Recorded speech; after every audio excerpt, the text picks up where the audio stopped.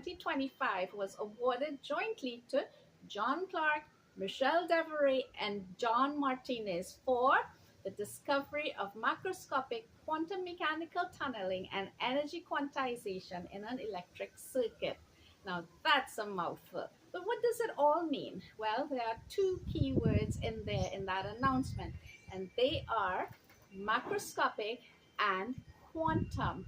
And that's what makes it remarkable. Those two terms do not go together. For over 100 years, we know that quantum phenomena is related to operating at the subatomic level with electrons and atoms and things like that.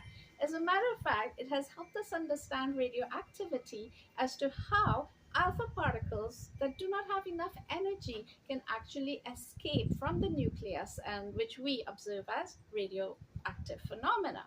Well, quantum tunneling is the explanation.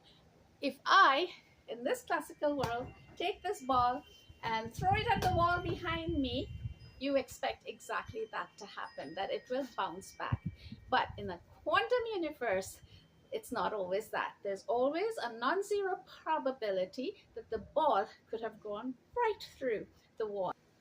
This is what makes it so amazing, that for the first time we can observe quantum phenomena at the macroscopic level. And how did they do this? Well, they used superconducting electrical circuits, which means they've been cooled down to a very low temperatures. And when there was no voltage, they actually found current flowing, right? How'd that happen? Well, these electron pairs in this situation actually tunneled through, and we observe them where classically you would not. Right? So we are now dealing with macroscopic circuits that you can actually touch and feel. So that's like truly, folks, mind-blowing. Not only that, they also observed that the energy associated with the circuit was quantized. And what that means is that it was in a step-like fashion. So all of this, is it just theoretical consideration? Is there any practical applications of all of these things?